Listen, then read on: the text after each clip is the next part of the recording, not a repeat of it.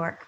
Welcome. And I think I'll let Eileen and Efrem talk about how they want to structure tonight's conversation. Welcome.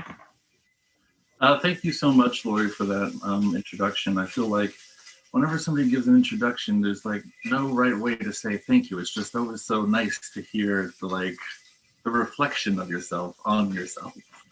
I just wanted to start by thanking you, Lori, and also the Philadelphia Photo Art Center for this opportunity.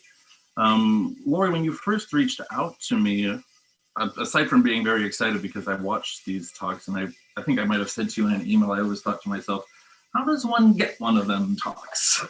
So it was very serendipitous and lovely to hear from you. When this invitation first came in, I thought, I really reflected back on the last year, and I think that something that stands out in my mind, at least anyways, is how many artist talks have been happening. There's been so much availability, and we've all been Zooming so much for a multitude of reasons, but there's just been so many artist talks. And I remember when that first started, it was like super exciting. It was like access unlimited, and we got to see all the people that we love and know and wanted to know more about. And I think that's great, especially because I think like in 20 years, there's going to be an archive of information and just so much that like, I don't think we even fully understand it yet. And as much as I'm glad that it's still happening, I think that there's like a really like, I don't know about you all who are listening to the sound of my voice right now, but like I've done 4 or 5 talks in a day, and it kind of all starts to blend together. There's a lot of I that happens. And again, I think that's wonderful, but I also think that there's like a missing opportunity of dialogue. And so when, Lori, when you invited me, I really wanted to create an opportunity to sort of have that dialogue.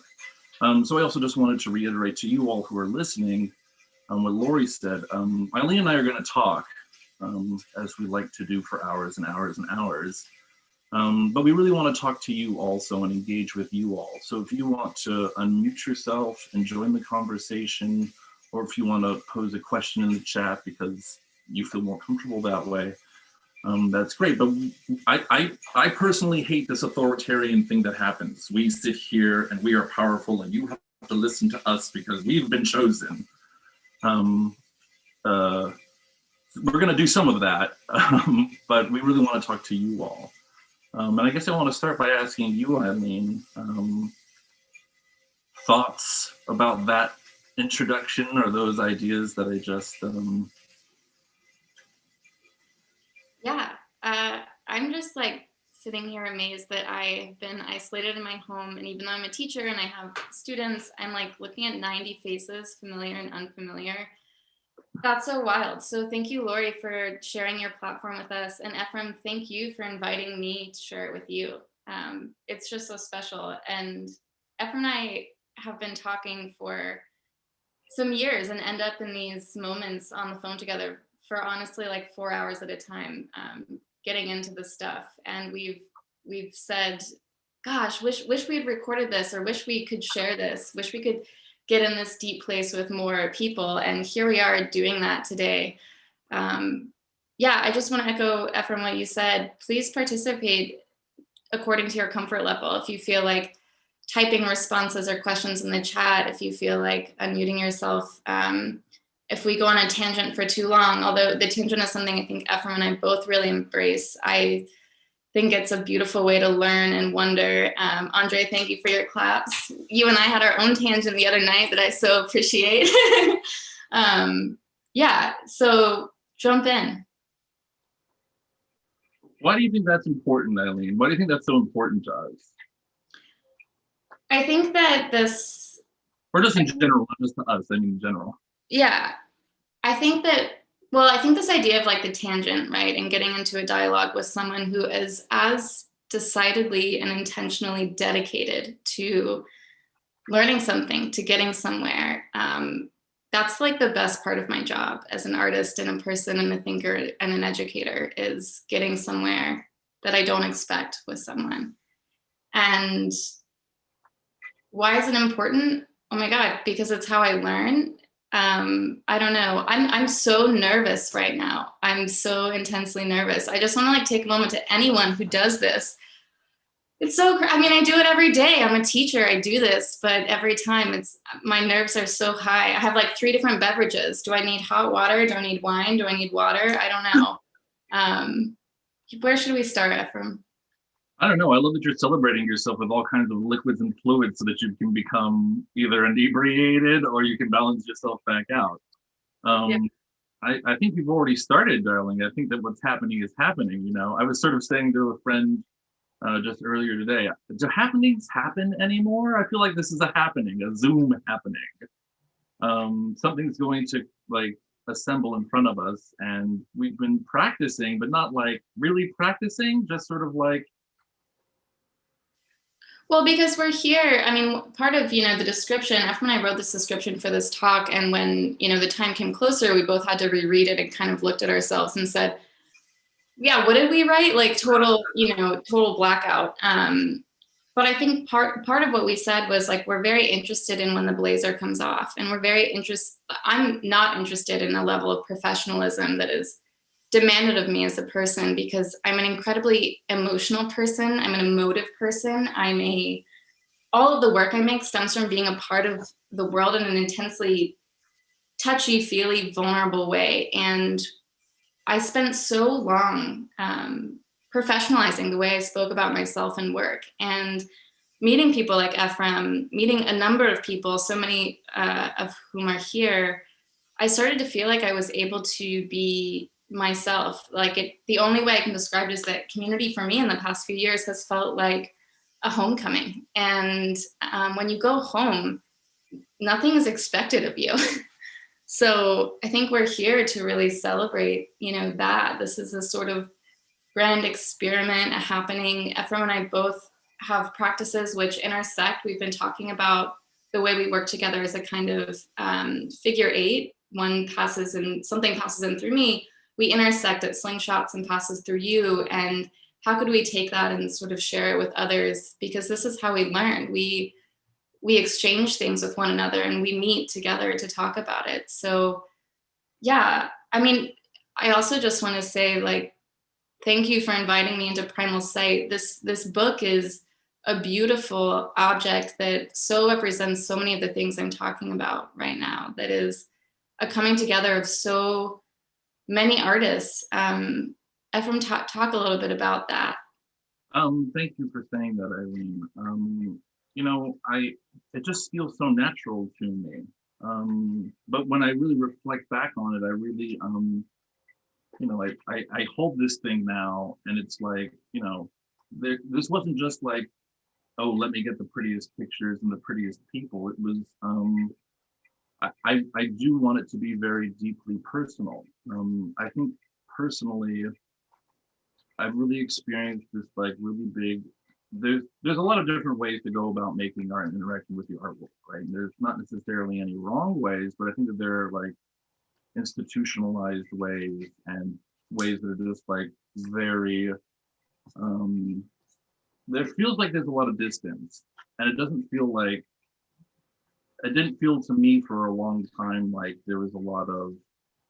I didn't feel like we knew each other in a way that was like truly intimate, like friends, family, and I sort of, when I started writing and curating, I wanted to know how I could introduce these ideas of familiarity and also deeply connectivity to other people and their practice, and how do they influence me even if I don't know it, or what are the outside influences that are influencing all of us, and how does that all come together? And I really think that, any of the projects that I've worked on, but particularly Primal Sight, I really think that there's this opportunity to like commune with one another.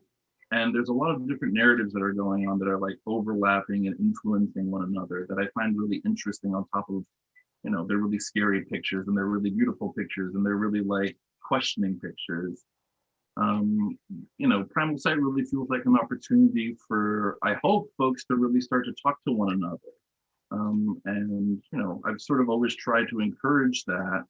and not necessarily outwardly so, like when I'm emailing people asking for pictures or talking about ideas, but like it'll be in conversations afterwards, right? Like my work doesn't stop after I close my Gmail and like, okay, well, I did enough work on the book tonight. Like, Eileen, you'll text me or something and we'll start talking about something and I'll say like, oh, you should absolutely meet Andre Ramos Woodard because I just think that you two are having, and like that's the work that means so much to me about this. Like the book and the object is great.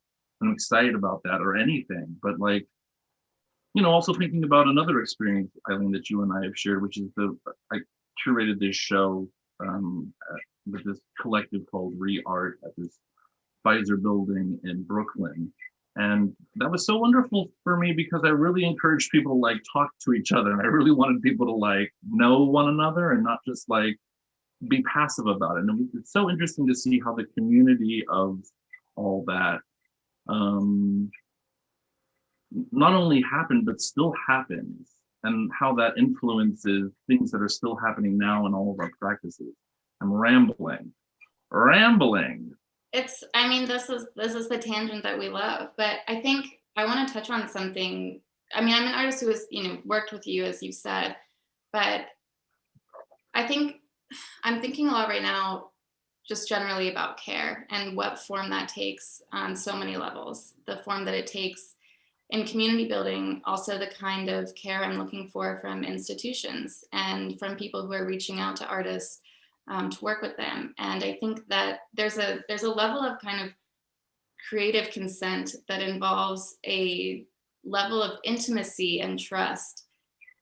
It takes something like that to give your work over to somebody like you, and I can do that with you because I know that what you're going to do with it is going to catapult it out of a comfort zone into another dialogue. And I'm going to meet all these people and it's going to become this beautiful project. It's like, I want to give this work to you.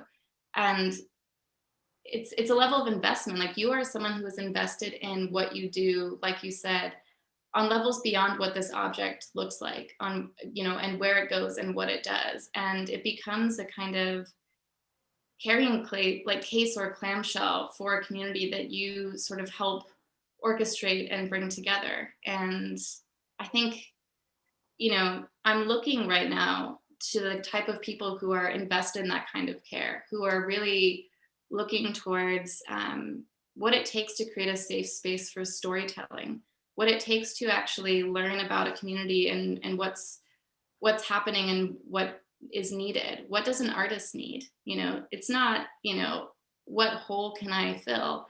You need to ask me if I want to fit into that hole. I mean, point blank, this is the consent I'm talking about. And yeah, I guess that's something you're doing, and I value it so much. And it's not something that a lot of institutions or other curators or other publishers are really considering on that level. How does that influence the work that you make?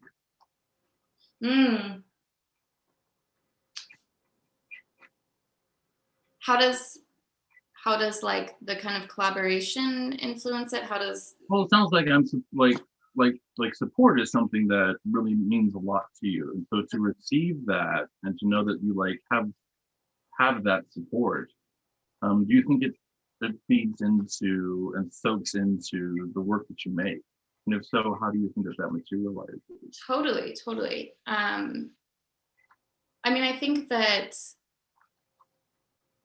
I feel that I have to take a lot of risks to get to making good work. And I feel like I have to pass through some stuff to get there. And what that kind of community and support does is it gives me a kind of cushion and space to like want to do that more. I feel like I can go there. I feel like sometimes I'll be in the studio and I'll be printing a picture and I'll be thinking about you. And the way that I'm thinking about you, thinking about that picture is, it's not that I'm so much thinking about you, but the way that you navigate work and think about work, it expands the way I might make a picture or how I might, I don't know, I guess How do other people influence you? How do other colleagues of yours and other just not even colleagues, but like how do other human beings influence you in the work that you make?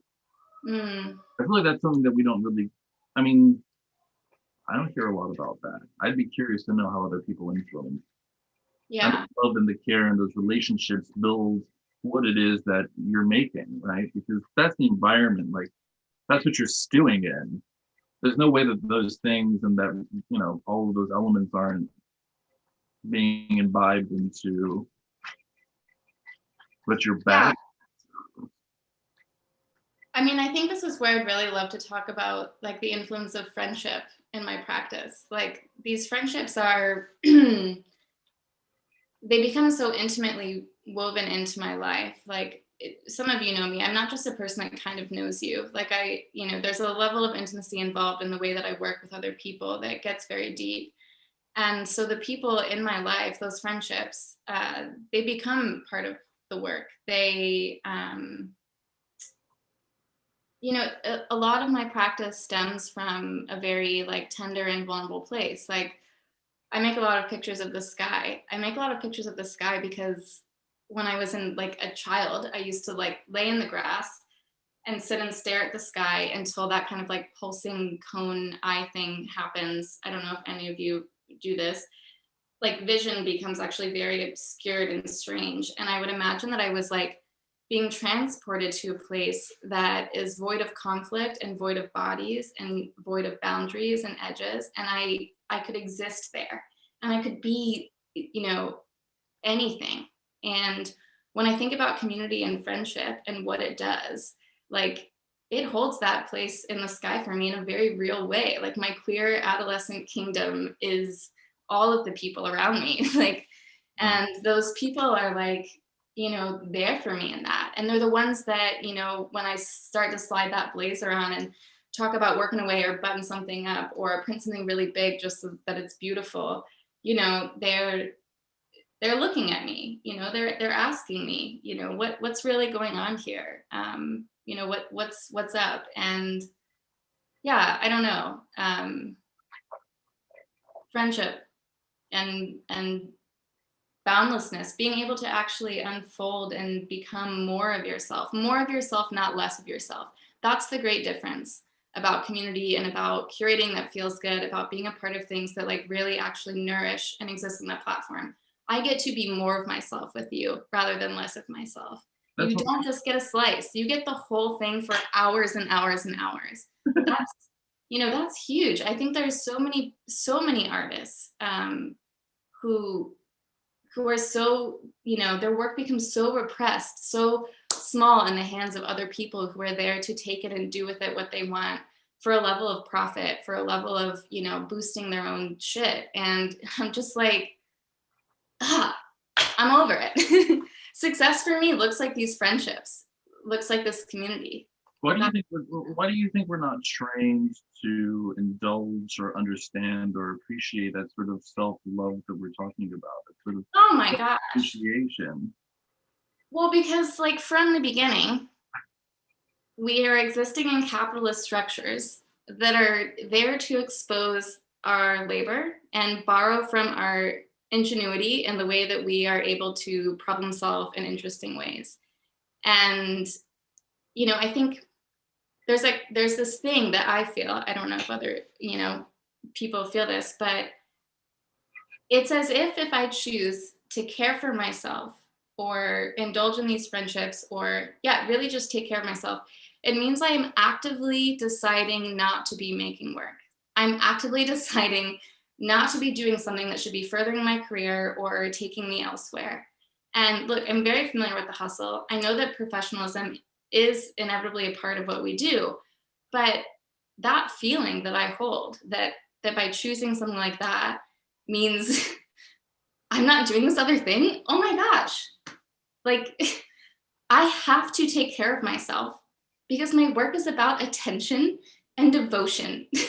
If I can't do that, I'm getting emotional. I knew I might cry tonight because I'm just so like, actual absorbing, actual making, actual reflecting, actually editing, actually going into the world and observing. This is what we have to do.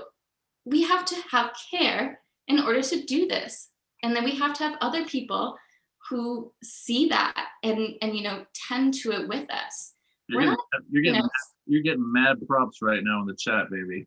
ugh, I also want to piggyback off what you're saying, because to me, I think one of the reasons why we're not allowed to do that is because it shares the wealth of power, or the literal wealth, right? And that's not viable. It's not viable because some for you means less for me, right? Like, that's how we're trained to think about this. And I don't know, that just feels so distant. Like, this is not, like, this is a solitary endeavor when we're inside and making the work very often. But the second it's about sharing it, or talking about it, or interacting with it, or letting it go and have its own life, the work that we make, this is not a solitary endeavor. And I don't think that we're trained to think about it, because we need to be individuals. We need to be the cowboys, right? Which is like a totally male cis thing. Like, what's mine is mine, and like, you can look at it, and if you have enough money, you can have one. right. I mean, yeah. I think a lot about landscape photography, and I think about how like white male oriented the fossilization of the idea of the landscape is, and so much of the work that I make attempts to push against that. Like, my work is soft, like people hang it upside down a lot, which I think is hilarious and wonderful. My friend Paul, who I think is here, once described me as a street photographer on a four-wheeler wildly bent into the bush. That is my like Ansel Adams, on the top of the car like moment. And I think that, Can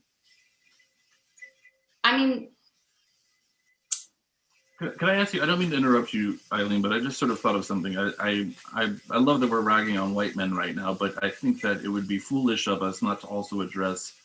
Do you feel like you had to unlearn things because of your background and because of all these societal things? And could you talk? I think I'd love to talk to us and everyone else about, like, how are we restructuring that for ourselves? Are we restructuring that for ourselves? yeah. I feel like I've spent the past 5 years dedicated to a process of unlearning. And I'm still doing that. I mean, like, even as we were getting ready to have this conversation, right, there were so many times when I wanted to sit down and put together a slideshow and write my 3 pages of notes and like prepare for this in a way, because that is the only, way in which I have value in the world. The only, I've been told a lot over, in different experiences inside and outside of the institution that I'm too charming of a person, I'm too emotional of a person, my work is so colorful, it's so beautiful. Constantly people saying, how are people going to take you seriously? You've really got to think about that. You've really got to, figure that part out for yourself.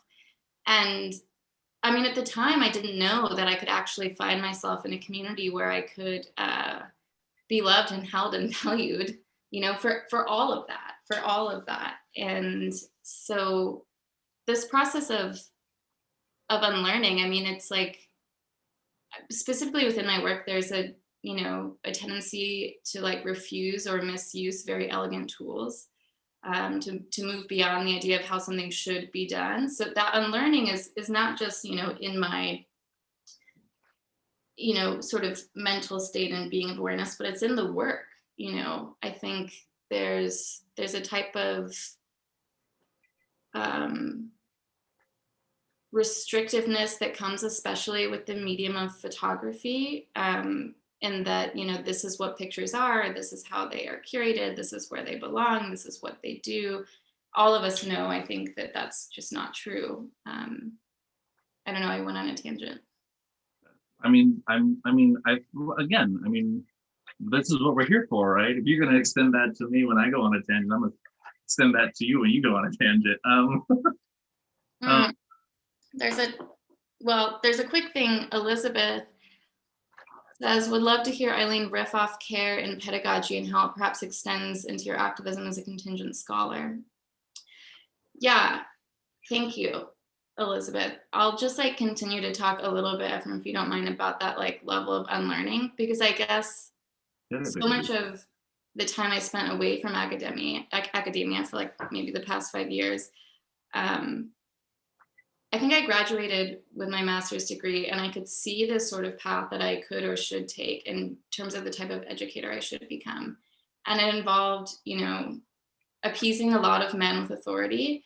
And in, not just men, I mean, all kinds of people. It looked like becoming a certain type of scholar. And I took time away and came back, and I came back to academia, and, I'm teaching remotely on Zoom. And the cool thing about that is that no one's really watching. So I get to just sort of, really do what I want to do. I write a letter to my students before I ever meet them, talking about, admitting that I'm going to fail them in some way. That was never an option for me. You're not supposed to fail. You can't be bad at something that you do. Wait, could I just for 1 second, I'm sorry. Mm-hmm. I'm so glad that you said that, because I really don't think that this is ever something that we like fully arrive at, right? This is like a lifelong thing that especially white folks have to work at and have to question ourselves and, make sure that we're really making an effort to not just be locked in our own minds, that we have it all figured out, and to ask other people, like, what do you think? Yeah, I think there are also so many, like working with your students collaboratively, like my students are my peers, that's how I treat them. That's how we work. There's so many buzzwords flying around, like, it's so interesting to adapt. We're in an adaptive moment, all these things. And like, I mean, those words, they hold value, certainly, but like, I really exist to adapt with my students, but not exploit their ability to adapt. I think so often it's like, the pandemic became a creative moment for artists. Ooh, like what might we do? Oh my God, it's like time to, write the novel, whatever. I think most of us are disinterested in that. This is not a residency. Yeah, right. Well, and there was a post about that flying around this week that I was so appreciative to read. Yeah, like, I mean, I think I'm here as a teacher in this moment, thinking about how tenderness and vulnerability, but not asking my students to be vulnerable to an uncomfortable point either. It's like, what feels good for you? Where are your limits? What do you need? These types of questions. And I mean, I'm someone who feels I have that time and can do that, but I don't know, we need more of that right now, I think, in that space. I don't know. I think you know exactly what you're talking about. Ask me something, baby. I know you have questions that you wrote down. I'm curious. I love that we've kept things from one. What? Because I did prepare, even though Efrem was like, "You're not allowed to prepare anymore," and I was like, "Okay." Like, here we are. Well, I want to talk with you about photography, and I want to talk about how. What's that? Two-part question. One part is that I think a way that I talk about my pictures is that they're sort of like against this idea of a fossil and more towards the idea of an eruption, of something that is like very active and present and happening. And I know that you are really interested in those kinds of photographs, and that you have a sort of process of gathering these types of pictures. And can we talk about what makes a photograph, maybe do that thing? What draws you, Efrem, to a picture? Because there's so many kinds of pictures that you've, called upon in your practice, but. It's always the most awkward, uncomfortable, uncertain ones, because they make me feel like I can breathe easier, or I can walk down the street and hold someone's hand, or they make me feel like like I don't have to have all the answers, which is like, I've never really thought about that before, but like that's definitely like this masculinity thing that I definitely, whether I like it or not, was definitely, you know, pounded into my heart. There's something really vulnerable about pictures that feel a little bit like too much, too little, not enough, too quirky, too this, too that. I really like working in extremes. I was in therapy for a little while, and the therapist was trying to explain gray to me, and I was like, I don't understand. You know, I just know that, God, I say this metaphor all the time, and Eileen, I'm sure you've heard me say it. I'm sure a bunch of people here have heard me say it. A speedboat has more control when it's going faster, right? And that's just like, I just keep thinking that my throttle's all the way down. And then I see something that makes me realize that, like, no, go faster, go faster. It'll give you more control if you go faster. And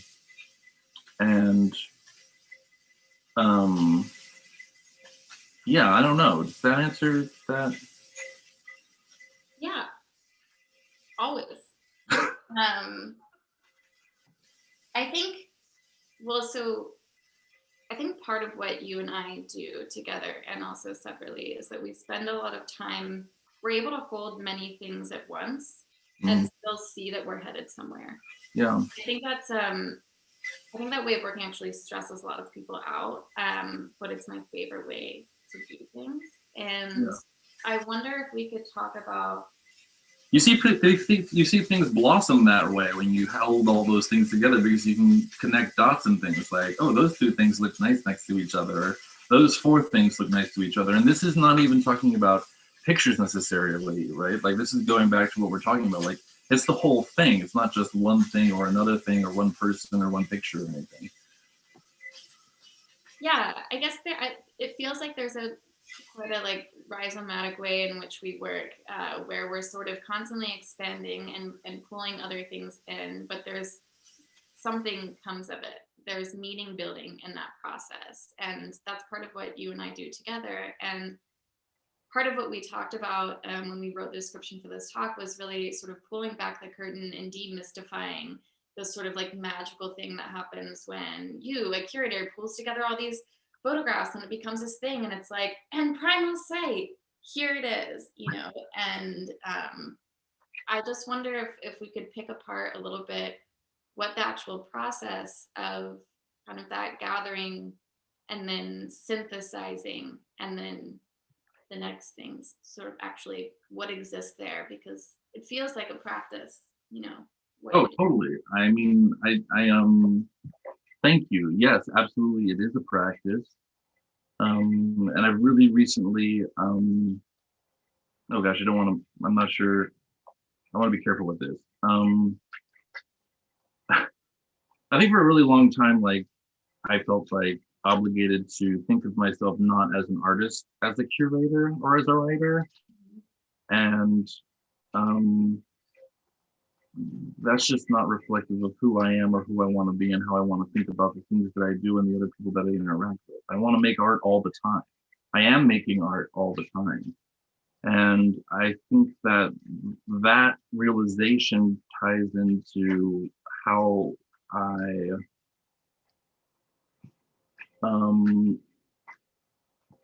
think of ideas, interact with people to vectorialize those ideas, to create these projects, to create these objects, whether it be an exhibition or a book or whatever. I think of the whole thing as a work of art in and of itself, as idealistic as that might sound or not. But I really think it starts from like my gut, to be completely honest. Like I was saying before, there's something that makes me unsure, insecure, makes me want to know more. And I take that picture and I put it on my desktop.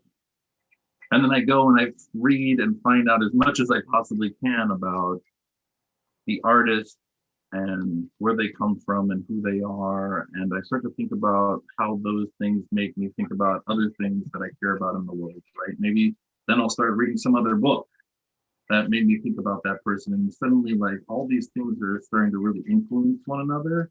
And they really help what initially was the idea suddenly becomes collaborative in that it's influenced by the things that I'm looking at, the people whose work I'm looking at, and the other work that the things that I'm reading, and like even television. I mean, it's everywhere. And allowing that to all soak into my practice really has brought me to this place where it's like, I don't think that there's any moment in my life where I'm not actively engaged in making art, because it's all in service of the the people that are looking, or the people that could potentially be looking, or the people who could potentially become not just friends and colleagues, but also like a part of some project. I know, talk about a tangent. I mean, I think, there's, for me, there's so much kind of about a swelling, right? There's a building and gathering and a swell sort of before this thing crashes and lays itself out as what it might be, and your treasures are sort of at the other end. And I mean, something really does feel like that. It feels like the tire comes into the water and it just goes splash. yeah, can you describe maybe like the feeling, or like what sort of is an indicator for you of when you feel full and you're ready for that next step? Like after gathering for so long, all of that thinking and reading. I think this is, a question for artists forever. Like, at what point do you sort of pull something and let it become something else? Where is your kind of threshold for that? Well, that's thank you for that. Yes, Lori, I agree. That's a great question.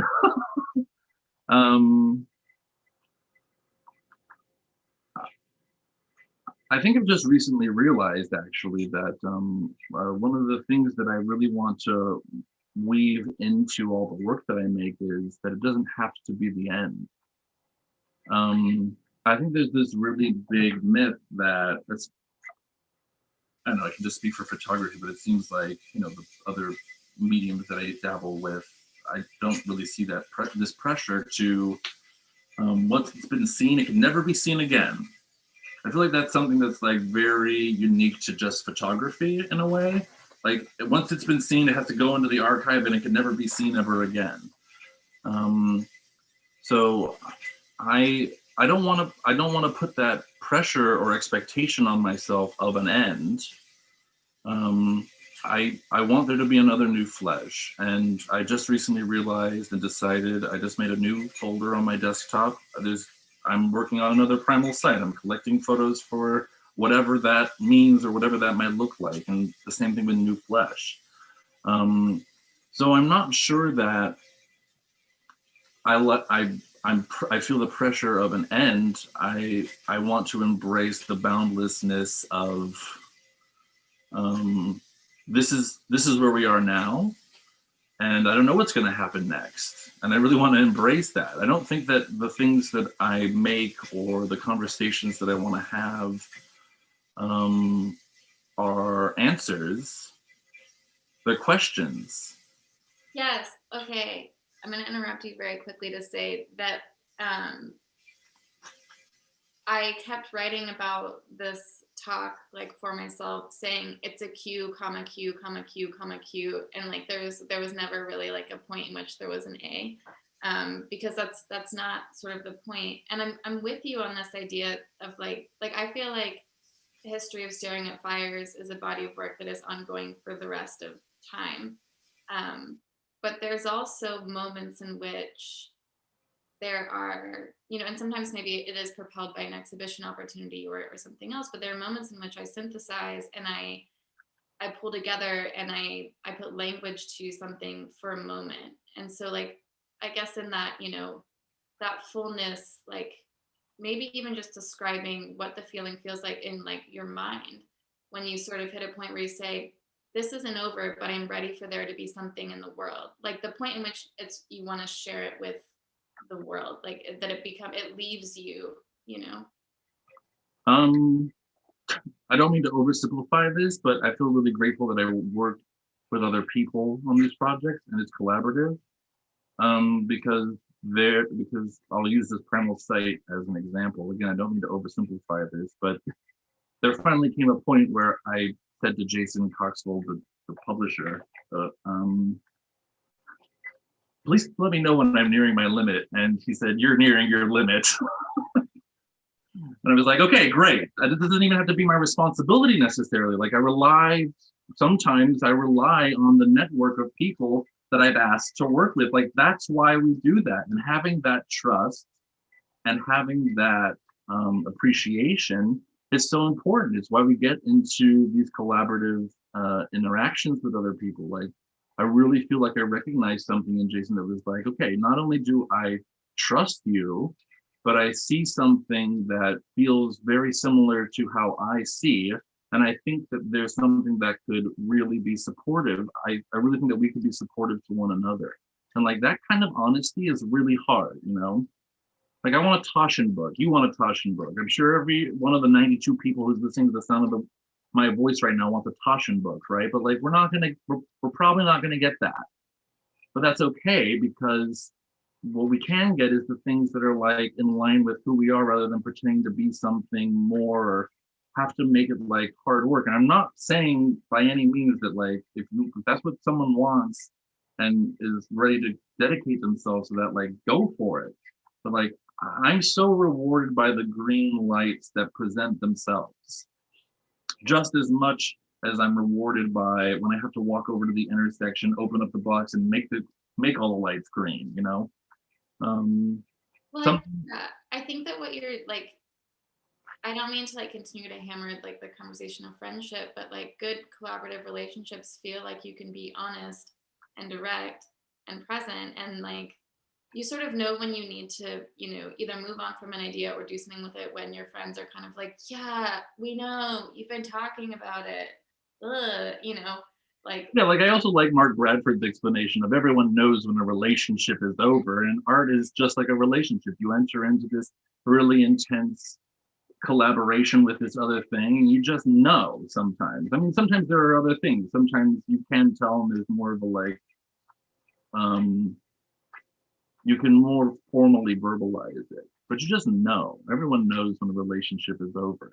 You know, there's that way of looking at it also. And that's another thing that I really love about your and my relationship and the things that we talk about. Like we also don't have to be just one thing, right? Like if the institution does have some things that like we want to use because like that functions for us as individuals and as artists and as, you know, creative people who are just, you know, trying to keep a roof over our heads and food on our plates, like we can take that and adapt it and make it ours. And, you know, so well, it comes from everywhere. Being the best kind of criminals within the institution. That's my favorite, you know. Wait, say that again, I'm sorry. Being the best kind of criminals within the institution. Well, I mean, taking what we can get when we're inside and spreading it around, and you know. I mean, absolutely be a criminal always. Well, and I think one thing you've really sort of helped me with in my personhood and the way that I move is that, you know, you're always encouraging me to be a little bit more louder or take up a little bit more space. And when we do that, when those of us who have a level of privilege or who are inside and not outside of something make a little bit more room, you can make a space for more and more to come in, right? And Could I just take a moment as we're talking about this, and I just saw that someone said something. Malik, I'm so glad that you're here, sweetie. Thank you so much for being here. Eileen, keep talking. Thank you. Sorry. No, it's fine. Yeah, anyway, I see the work that you're doing, the way that, you know, Primal Aesthetics, these relationships you're building and these books you're putting out, as actually making more room for other projects like that too. I think that that's just a really important thing to point out, that not only the way that you work with artists and the way that these books look and what's inside of them, but the way that you are functioning and what you're doing out in the community and the world is making more room for more of what I think you and I are both interested in. I'm like very curious if like there are things other people want to sort of bring to the table. Yes. Oh my God. Yes. We've been Yeah. Let's do that. Yeah. Thank you all for listening to us. We're going to talk more, but what's up, y'all? Throw bricks at us. Feel free to unmute yourself or raise your hand, and we can make space for you by saying your name or writing in the chat. We'll read your question out loud. Just feel free to contribute, everyone. Oh my gosh, you just turned on gallery view. There are so many beautiful people. Oh, I've been looking at faces the whole time. Because I love your face, Efrem, but I see it a lot. I'm sick of you too.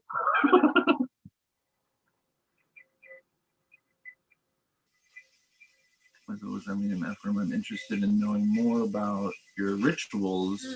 What are you reading, etc.? Kelly, thank you. Kelly. Yeah, Eileen, go for it, baby. I know that you tell us. I want to know. Yeah, I mean, Kelly, thank you for that question. Kelly and I are Kelly's a comrade in thinking about ritual within creative practice with me, and is also a previous teacher. And yeah, love you, Kelly. But I guess like I've been spending a lot of time the past year, and even before this past year, thinking about how a practice can sustain an artist versus how an artist sustains a practice. And that sounds really like easy to flip, but this idea of like ritual and these like small routines I build into the way that I work, it is like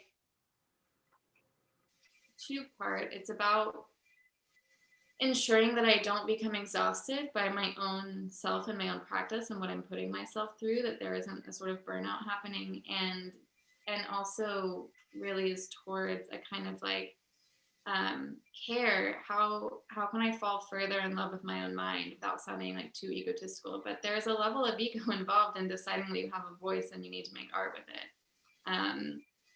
These like, you know, this idea of rest as a really active part of creative practice is something I'm really invested in, and that I encourage my students to be doing. But this idea of ritual, like, I think for me, there's something, when something continues to be repetitive and happens over and over, there's a level of meaning building that happens just simultaneously. Because like to do something over and over and over again is to actually give yourself the opportunity, I think, to maybe eventually you sort of dissolve out of yourself, right? You sort of begin to float above that like moment of ego or that thing.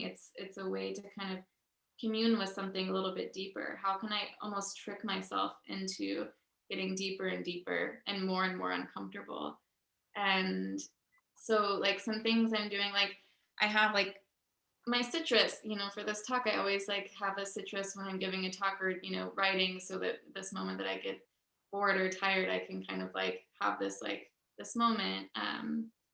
Think a lot about scent and marking moments of productivity with different levels of scent.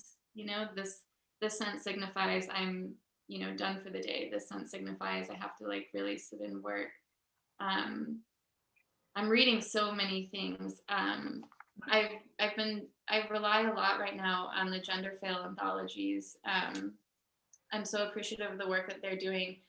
Sitting on my desk is the Radical Softness as a Boundless Form of Resistance, and an anthology on failure, building our failed states. Always and Forever, my really bashed up copy of the E-Flux journal, What's Love or Care, Intimacy, Warmth, Affection Got to Do with It.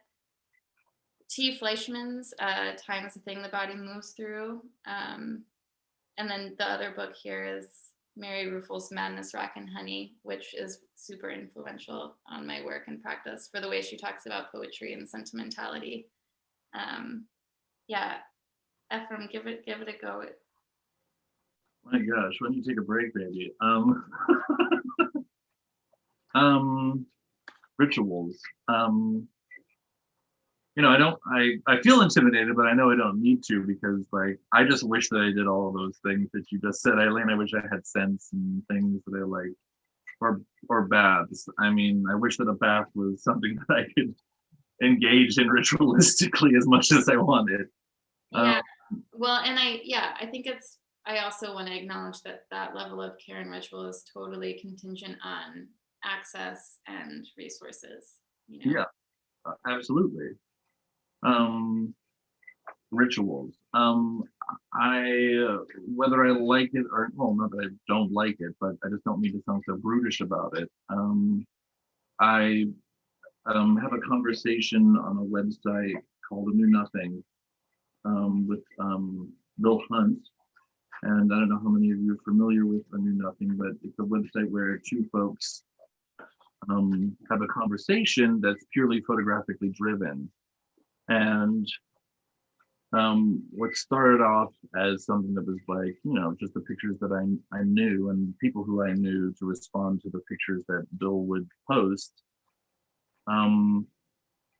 has become a real inspiration to be looking as much as is humanly possible, because I really think that looking is the key to really like seeing what's happening, not only in pictures and the work that people make, but in the world in general. So I'm looking to try to understand how to see what's available and what I respond to, or what other people are responding to, or how what Bill's posting can interact with what I'm posting. And that's just really led to all these really great opportunities and like way too many folders on my computer desktop where I'm just like constantly seeing pictures and putting them into places.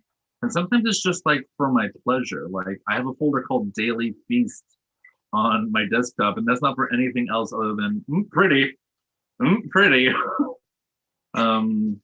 Also, I mean, I talked to you about this the other day, but this thing you've been doing of answering just questions on Instagram, what is a photograph that, makes you laugh? Or maybe that's like my next question to you for that ritual. But, I have been starting my morning with your posts about those questions and really meditating on how you think about these like very photographic responses to something.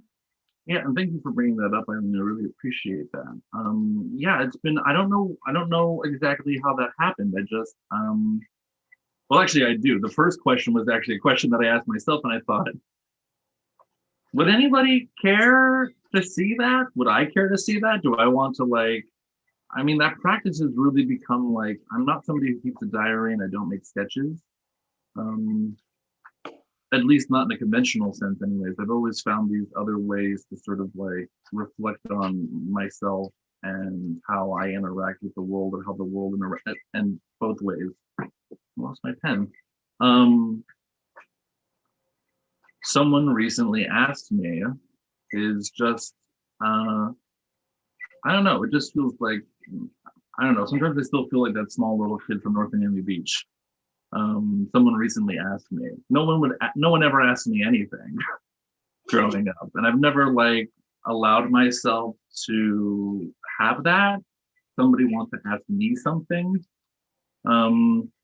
and to see how all those things interact with one another, how other people's questions interact with how I'm thinking, or how the pictures interact with the question, and how all those things become malleable. It's been really rewarding and exciting to see how we can like language and communication is like such an abstract thing, but we don't think of it that way. We think of it as this like really like, most of the time we think of it as like this really solid thing that has to be a certain way in a specific way.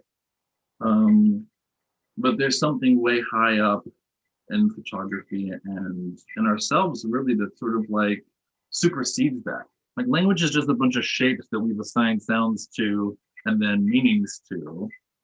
And that reality is something that like is always changing, and it's always going to continue to change. So like, why can't images also participate in that language?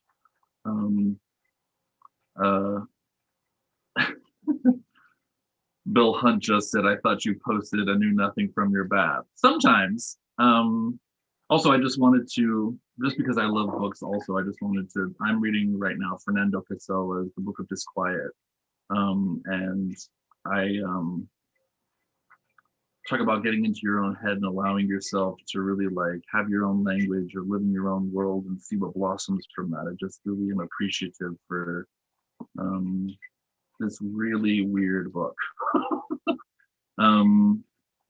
I think, well, too, like, so you and I are always exchanging reading lists and sending each other passages, sort of back and forth. And Hmm. one thing I really love about the way that you read is that you talk about reading in this way where you are sort of down a path with something and you're like, and my next book is this because it'll support it in this way. And my next book is this because it'll support it in this way.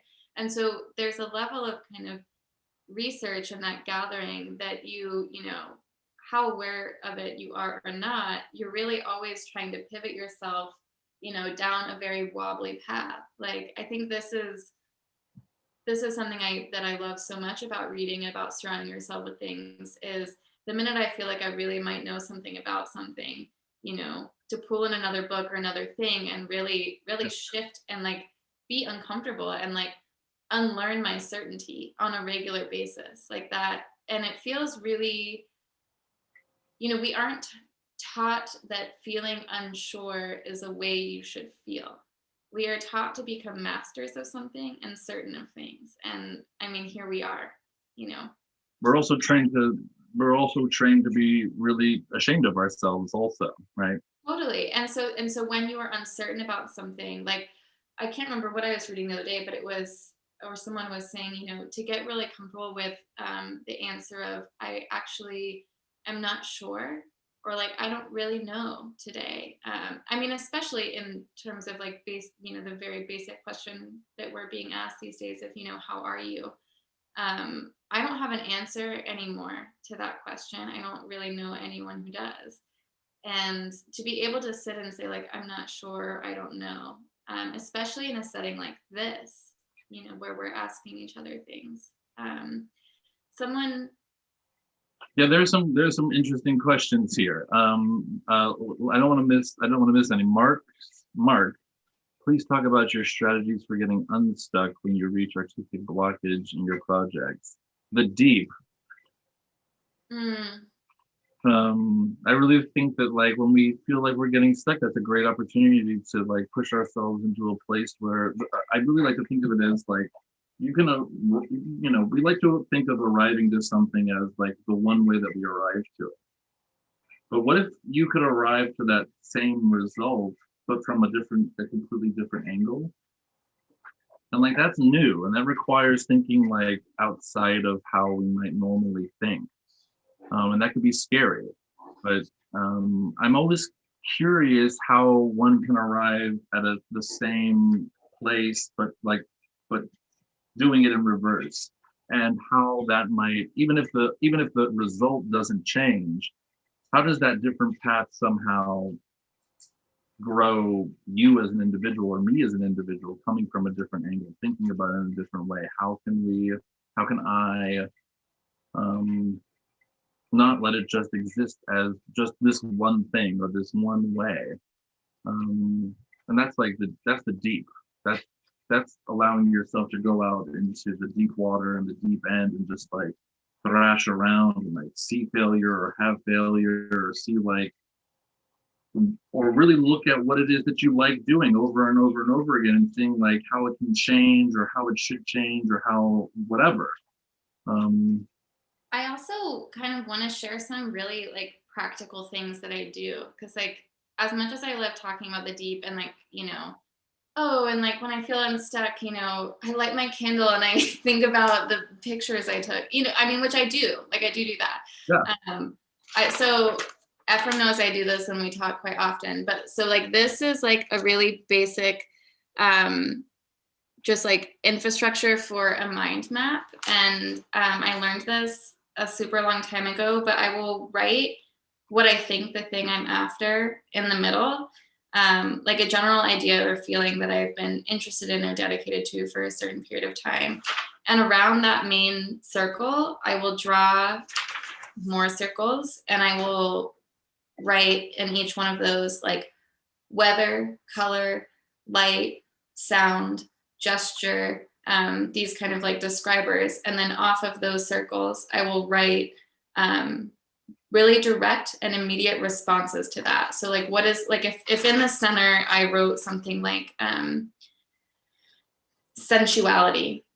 The weather of sensuality is humid and the color of it is pink and the gesture of it is touching. And how might I move, write, or make a picture that is those things? Like in a really just like very simple way. Like I do a lot of list making, a lot of mind mapping, because there are days in which, especially someone who is like a teacher, an artist, a partner, a reader, a researcher, all these things, like I don't have a lot of capacity to arrive at my studio sometimes with 2 hours to work and be like, I gotta get in the deep. Like I have to have like tools at my like disposal. So like the mind map is one of those. And if anyone's interested, just like send me an email and I'll like send you my like teacher tools of something like that. I keep a lot of like prompts close to me. I also have a lot of friends where we engage in writing prompts for each other. I'll like text my friend Liz and be like, I really need a prompt. I'm totally stuck.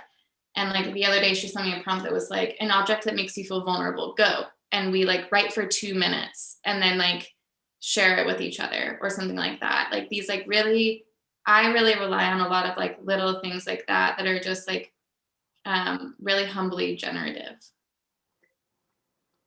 Let's see, Marissa, when you both were, oh, there's another one. When you both were talking about unlearning behaviors or ways of thinking, have you used abstraction as an unlearning mechanism or matrix? Go, baby. Yeah. Okay, so like photography is about making things that look like things in the most basic way. And if I'm thinking about unlearning what I know about something, then I need to make a picture of the thing that teaches me something about it, or like create an intimacy or experience that's very personal to me with that thing in order to unlearn what it is I think I know about it. Like when I'm making pictures like of things that are just sort of like usual tropes, I'm thinking about like sometimes I like when I was living and working on a farm, I would drive the gator like directly into the very tall wet grass and use the headlamps as a way to see it and photograph it. Like in the most basic way, I'm setting up a series of tools of abstraction to look at something differently. That's a quick response to that in a way that I use that. And also then whatever the photograph becomes, like it becomes about trying to get a viewer to really crane their neck or move closer, further away to actually understand and see that thing. Because the level of unlearning I'm interested in isn't like only my own. It's also like a very like it's part of the pleasure of what I do in the way that I photograph. And for me, I mean, it just feels so personal. I really feel like, in a very personal, intimate way, abstraction is something that I really came to in college, and I'm still like sort of on this very personal journey with what that actually means and how that manifests, because there's like not one way to do it, you know. And I think it changes with a lot of things that are, the thing I like about this question is I'm intimidated by it, right? I don't know what the right answer is or the answer that I specifically want to give. But thinking about it in this way now, I feel like letting it unfold is like really interesting to me. It's really interesting to me to like set something or see something and suppose or take actions on how does it come apart, and then how can it come back together, and did I learn something from that, or did it learn something from that? I don't know if that makes sense exactly, but it feels really true to how I engage with abstraction, my relationship to abstraction, and like the power that it holds, and the possibility that it holds. I feel like there's a way also in which you work through like your process of curating or sequencing that creates this layer of abstraction of like about what I made a picture and someone else made a picture, and you put them next to each other in primal sight, and you inherently abstracted the intention of both of those two makers. But through that abstraction, you like sort of created something really incredible and profound. And so I would argue that maybe for you, both as a maker and as a curator, that working with abstraction is about meaning building.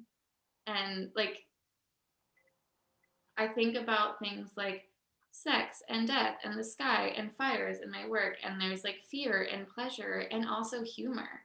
And when I watch you like place my picture of the sky next to the picture that it is in primal sight, and I think about this total human moment that's happening there, you're creating a crescendo there. And I would argue that there's something about Joy. well, yeah, but like to go back to the question, that there's something about a matrix or system that you build that allows the works to kind of, I don't know, as if they pass through a membrane that is you, and you are the abstraction, and they come out the other side still identifiable, but projecting something else also. Oh, that's great. Thank you so much for saying that, Eileen. I don't maybe I absolve myself too much, and I try to not want to see myself in it, and I don't want to think so much about, the pictures say it to me. But that's true. I am interested in that, and like how those potential opposites come together, and that thing that happens when they meet. I never thought about that as abstraction. It just felt like breathing to me, Mm-hmm. Oh my gosh! Somebody quote Efrem. that was the line. I think too, like something that you and I both talk about, and that you also just said, is like this desire to like dissolve and not be a part of the work, right? Like I think we both work very hard. We both do a lot of work, but at the end of the day, we're like, oh, I don't know, it's all you. And I'm like, oh, it's just this, it's the picture, it's whatever. But that impulse to sort of like actually disappear and evaporate, there's a level of like the dissolution of the ego that we both crave, and we are both interested in the work we produce, I think. And I wonder if we could sort of like field that around and talk about it a little bit. No. I don't know if I can.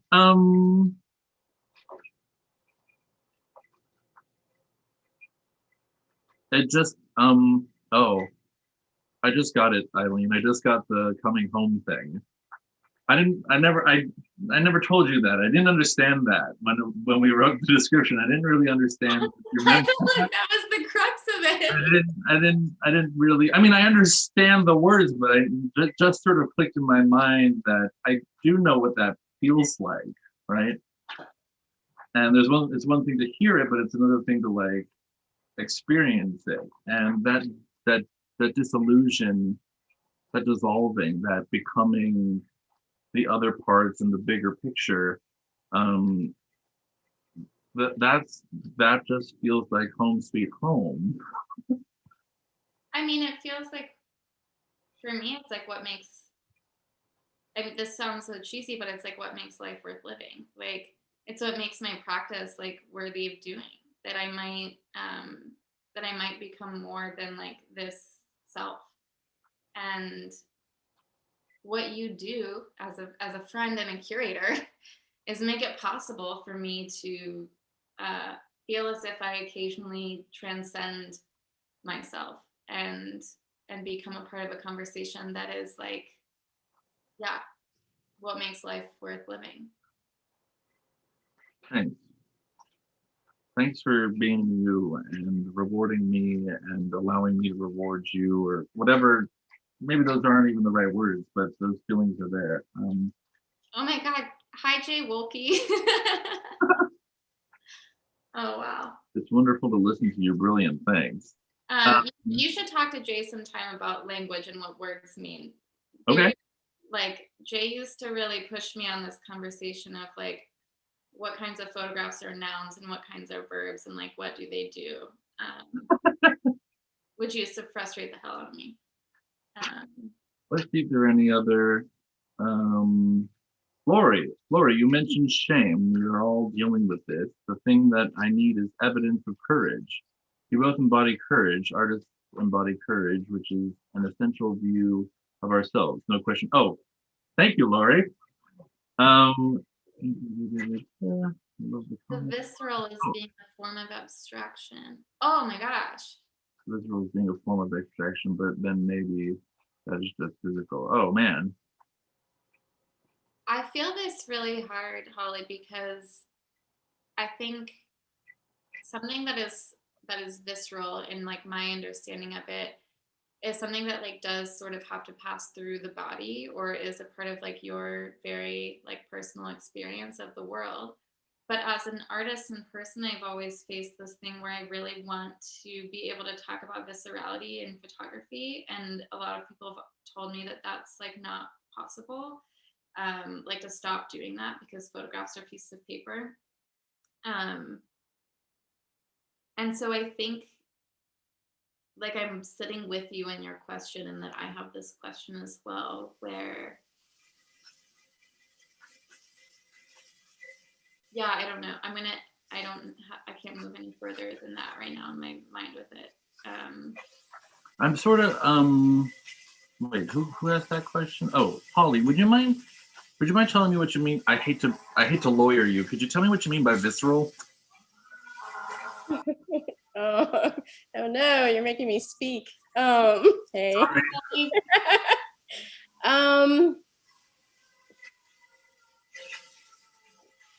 Well, it's almost like the title of your book comes to mind in a sense because you use the word primal, and I think of it as something like a reaction that's deep in your gut. Like it's something you feel with all aspects of your body. So like all your senses are activated at once. So I think about, trying to take that experience with so much being in the world and then putting that into a photograph. Yeah. Okay. Thank you. Thank you for letting us see your face and hear your voice and explaining that. I appreciate that. Definitely, because I think what you're talking about is like letting ourselves have our emotions and like our gut reactions to things, and like letting that be an inspiration, but like not necessarily being like such a thing that we can conceptualize or verbalize, which is like, yeah, totally wild. I hope that's what abstraction is. If it's not what abstraction is, man, I'm doing it all wrong. Right. So wait, let's see. Is being a form of abstraction. Yeah, I'm not sure that I have more to say on that. I just think that that's such a like, yeah. I mean, when we really let ourselves like, maybe we want to be angry, maybe we want to be happy, maybe we want to be silly, maybe we want to be whatever thing that we want to allow ourselves to be. Like that can be a totally visceral reaction, and that feeling that's inside of us is like that's the abstraction, right? And we can either embrace it and let ourselves have it, or let the thing have it, or whatever. I'm thinking too, though, about how like there is poetry that gives me a visceral feeling, and there's artwork that gives me a visceral feeling. Like when I walked in to Sarah Charlesworth's exhibition for the first time of her images of people caught in the newspaper on accident jumping off of buildings. They were printed super tall and like slightly larger than life. And I walked in and I audibly gasped, and I had a very visceral reaction to those photographs. And so I think that also just like another part of this is to talk about the way that form with work, with words or with artwork can elicit a type of visceral response. And that becomes more than just like walking down the street today and seeing what I saw and having reactions to it, but that within art there is room for not just levels of abstraction, because I feel like you could argue that everything you do, especially with a photograph, removes it one tier from what it was, therefore engaging in some level of abstraction of it. But I feel like there's, in my work specifically, I think a lot about paper choice and rephotographing things and positioning things in a certain way so that I can potentially like elicit that thing, not that exact feeling I had in that moment, but an opportunity for falling or gasping or joy or something else. And I am relying on tools of abstraction in that moment for sure, because it is going through prisms of me as a maker, right? Let's see, Riley, you've both talked a bit about friendship, collaboration, conversations, community being a crucial part of your practice. I'm not positive how I'd like to word this, but I'm curious to know if you find privacy or keeping bits of your practice thoughts a secret. When is good to work or think in isolation? I don't know that this answers the question, but for whatever reason, something just popped in my head, I'm going to go with that. For whatever reason, that made me think about insecurity. And I think that, like, for me personally, if I feel insecure or unsure about something, it's exciting. It has the potential of being exciting because it means that I have something to figure out and I have work to do. And like, I can allow myself to feel affirmed in that uncertainty because it means that I get to keep making art. I get to keep working on this thing that I'm dedicating myself to. Again, I don't know if that answers the question or is connected, but it certainly takes me there. I'm kind of I feel like I've been thinking a lot about like having covert time for myself, like where I'm engaging and alive so that I might be too busy, even if everyone would be okay, even if I just said I need this time for myself. Like I need that barrier for myself anyway. And like what happens when you work in a sort of covert operative way with your practice is that it means that there's still something left to reveal. And I think that there's something about having something left to reveal that keeps you like really quite present and enamored with yourself and what you might be doing.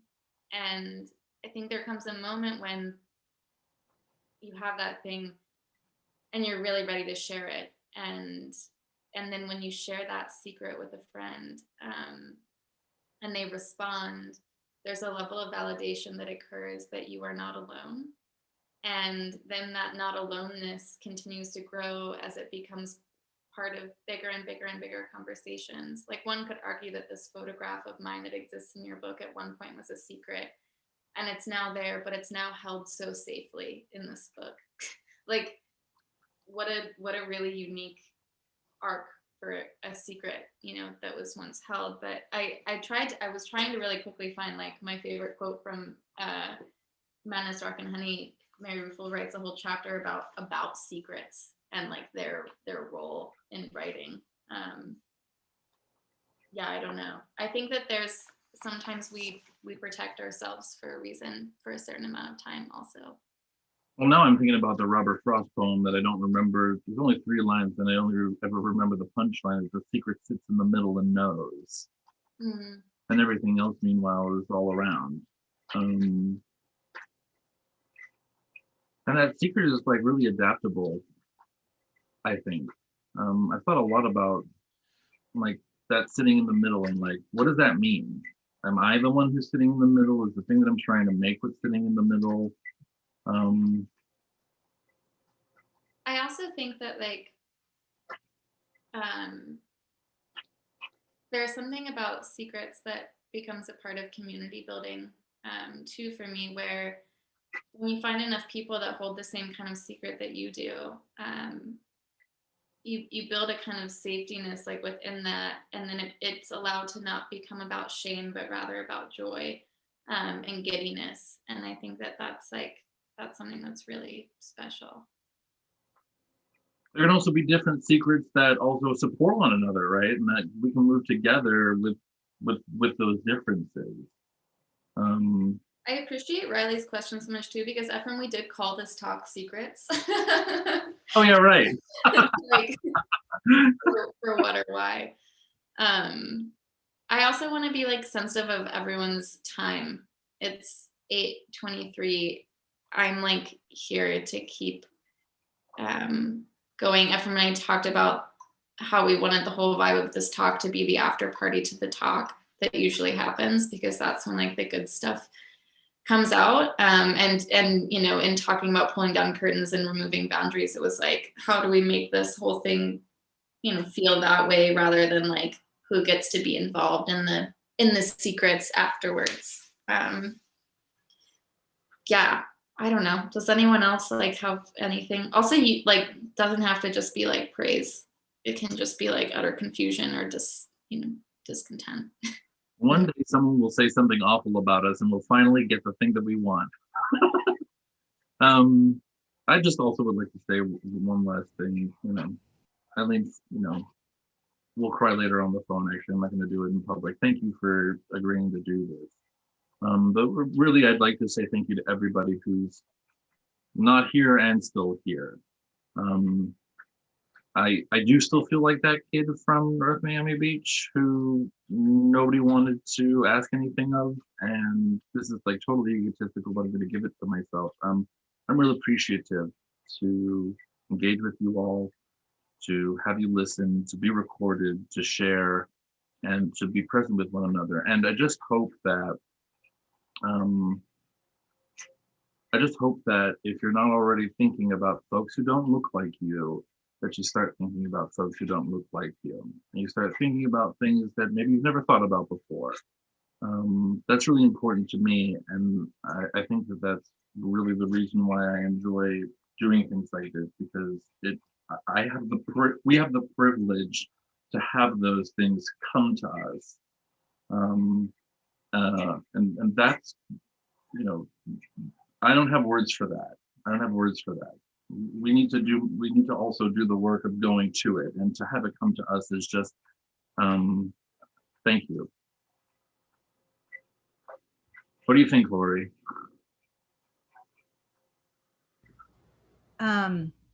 Yes. Yes. This was amazing. I've also been getting really great feedback. This has been totally unusual for a Thursday night photo talk. Thank you very much for breaking that mold. We did it.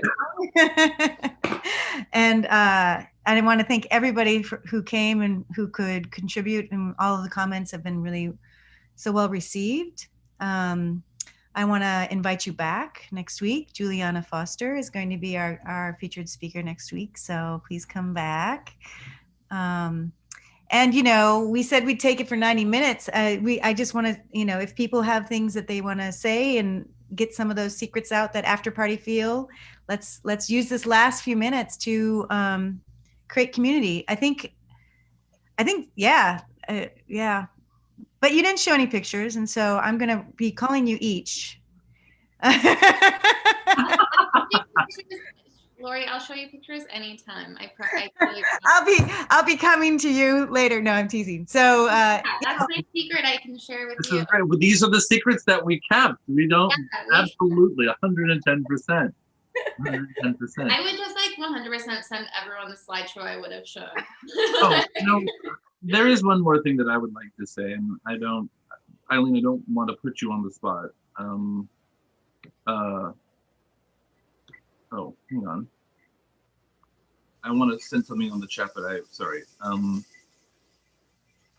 don't mean to tell everyone what I think that everyone's business is, but I'm in the business of friend making, and I think that we all should be in the business of friend making. And if you'd like to, I double dog dare anyone to reach out to. Thank you, Eileen. I'm glad that you're also up for this. I double dog dare anyone to reach out to ask a question, say you hated us, say you loved us, ask to see pictures.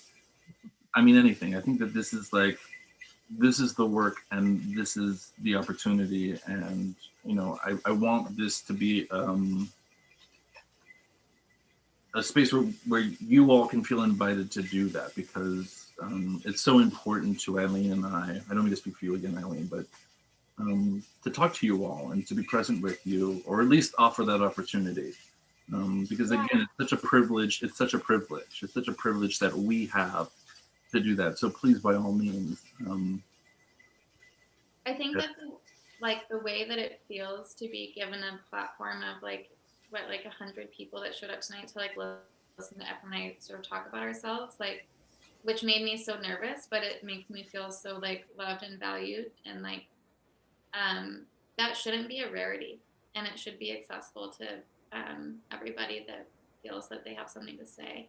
So like in whatever ways Efrem and I can facilitate sharing the connections we have with you, the connections that Lori has shared with us, like all these things, like this shouldn't be rare. I love it. I love it. And thank you, Lori, and thank you, Philadelphia Photo Art Center, and everybody Yeah. everybody who's involved. I love the idea of we're in the business of friend making. Thank you for that. Because I think, I mean, I know I do, and I feel like PPAC wants to be that space as well for anybody. So hope to see everybody again soon. Thanks, everybody. Have a good night. Thank you.